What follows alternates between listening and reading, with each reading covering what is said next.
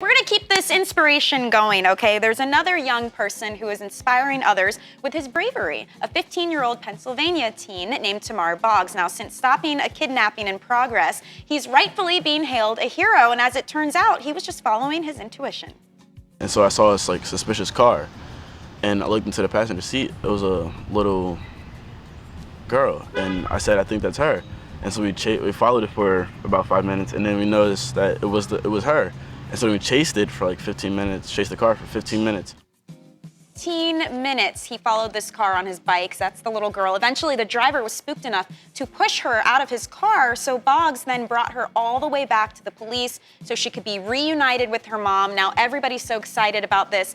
And again, Patrick, you've said this, kids don't see color. It's not a race thing why he was helping, but it is at least people are looking to it in light of the Trayvon Martin case. Yeah, it's like, it just shows you how we can shift who we are by the way we look at things. And Reverend Al Sharpton's out there making all this noise about social justice and civil rights probes, etc.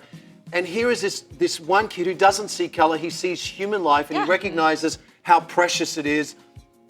Regardless of the outside shell, regardless of the gender, he just wants to save a life. Yeah. And that's touching, that's emotional, Mojo. And that's what needs to be portrayed in the media. Yes, These types of things we're not seeing, and that's what we want to see. We want to see these inspirational stories that motivates us to go out and do fantastic and things makes us as feel well. better about who we are every day, rather than focusing on the negativity. We talked about that in yesterday's show about negative attitude.